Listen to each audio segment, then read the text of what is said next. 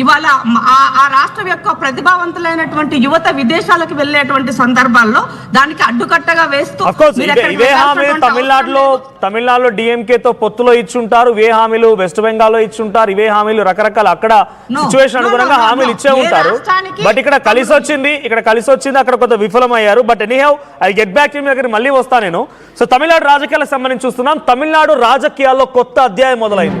దశాబ్దాలుగా ద్రవిడ పార్టీల చుట్టూ తిరిగినటువంటి తమిళనాడులో విజయ్ ఎరా స్టార్ట్ అయినట్టుగా కనిపిస్తోంది. సామాన్యుల పార్టీగా బరిలోకి దిగిన టీవీకే ఎవరు ఊహించని విధంగా ప్రపంచం సృష్టిస్తోంది. ఇక తమిళ రాజకీయాలను శాసించబోయేది విజయ్ అని క్లియర్ గా స్పష్టంగా ఈ రిజల్ట్స్ అర్థమవుతోంది. తొలిసారి అయినా ఒంటరిగా బరిలోకి దిగి తిరుగులేని శక్తిగా తలపతి విజయ్ మారుతున్నారు. ఈ ఎన్నికల్లో విజయ్ కి కలిసి వచ్చిన ఫ్యాక్టర్స్ ఏంటని డీటెయిల్ గా చెప్తాను మీకు నేను. సో తమిళనాడు ఎన్నికల్లో తలపతి విజయ్ సంచలనం సృష్టించారు. ద్రవిడ పార్టీల పైన కోలుకోలేని దెబ్బను కొట్టారు ఆయన. తమిళనాడులో విజయ్ వన్ మ్యాన్ షో అంటూ అక్కడ రిజల్ట్స్ కనబడుతున్నాయి. ఒకటి కాదు రెండు కాదు ఏకంగా 100కు పైగా స్థానాలతో టీవీకే పార్టీ ముందుకు దూసుకెళ్తోంది. అయితే సినిమాలతో కోట్ల మంది హృదయాలను గెలుచుకున్న విజయ్ ఇప్పుడు తమిళనాడు ప్రజల మనల్ని కూడా గెలుచుకొని సీఎం కాబోతున్నట్టుగానే తెలుస్తోంది. ఒక ఎన్టీఆర్ ఎంజీఆర్ తరువాత విజయ్ అన్నట్టుగా పరిస్థితి మారింది. ఇక Tamilaga Vettri Kazhagam TVK party single largest పార్టీగా అవతరించబోతోంది. రాజకీయ అనుభవం లేదు, అవినీతి అనుభవం లేదన్నటువంటి ఒక్క మాటతో సామాన్యులకు బాగా కనెక్ట్ అయ్యారు విజయ్.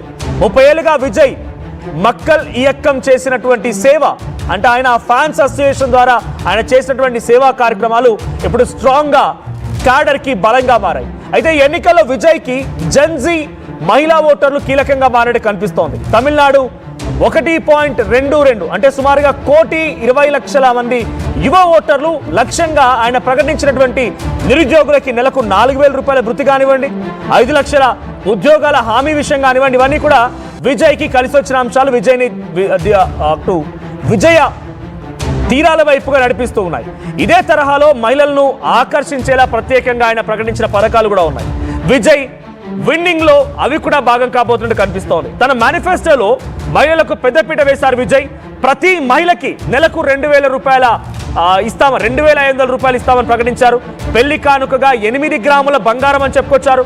ఒక పట్టు చీర ఇస్తానన్నారు. ఏడాదికి 6 ఫ్రీ ఎల్పిజి గ్యాస్ కనెక్షన్లు ఇస్తానని చెప్పే ప్రయత్నం చేశారు. ఆర్టీసీ బస్సుల్లో ఫ్రీ ట్రావెల్స్ అంటూ కూడా అనౌన్స్ చేశారు. విద్యార్థుల తల్లిదండ్రులకి సుమారుగా 15,000 రూపాయల సాయం అన్నారు. డ్వాక్రా మహిళలకి వడ్డీ లేని రుణాలతో హామీలు ఇచ్చారైనా. ఈ రకంగా మహిళా ఓటు బ్యాంకును తన వైపుగా మళ్లించుకున్నారు. ఇక రైతన్నలకు సంబంధించి కూడా వారిని సైతం ఆకట్టుకునేలా ఇచ్చినటువంటి హామీ కూడా విజయ్కి చాలా కలిసి వచ్చింది. 5 ఎకరాల కంటే తక్కువ భూమి ఉన్నటువంటి రైతులకి రుణమాఫీ చేస్తానని ప్రకటించారు. 5 ఎకరాల కంటే ఎక్కువ ఉంటే 50% మాఫీ అంటూ రైతులకి తన వైపు తిప్పుకునేలా విజయ్ ప్రయత్నం చేశారు. ఇక విజయ్కి మైనార్టీ వర్గాల మద్దతు కూడా కలిసి వచ్చినట్టుగా ఉంది.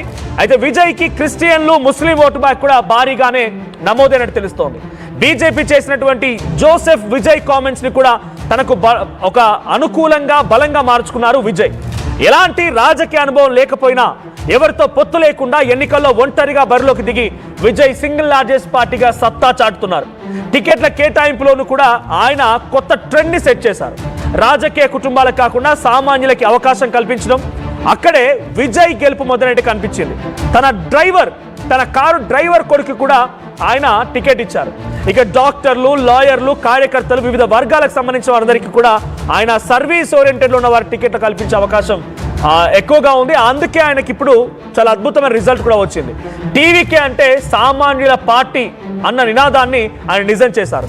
ఇక డిఎంకే కంచుకోట్లైనటువంటి పెరంబూర్, తిరుచి లాంటి ప్రాంతాల్లో పోటీ చేసి విజయ్ తన గట్స్ ఏంటో నిరూపించుకున్నారు. అయితే ఈసారి ఎన్నికల్లో విజయ్ ప్రభావం అంతగా ఉండదని మెజారిటీ ఎగ్జిట్ పోల్స్ అంచనా వేశాయి. కానీ యాక్సిస్ మై ఇండియా సర్వే మాత్రం విజయ్ పార్టీ సునామీ సృష్టిస్తోంది అని చెప్పుకొచ్చింది. 98 నుంచి 120 స్థానాల్లో టీవీకి అతిపెద్ద పార్టీగా అవతరిస్తుందని తెలిపింది. ఇప్పుడు అదే నిజమవుతోంది.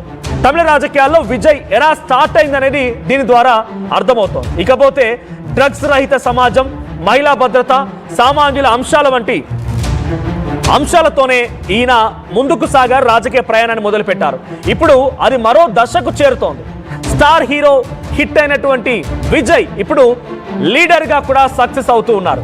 సో ఓవరాల్ గా విజయ్ కి సంబంధించినటువంటి రిజల్ట్స్ చూస్తూ ఉంటే షాకింగ్ రిజల్ట్ అని చెప్పాలి. సెంచరీ దాటేసింది కూడా.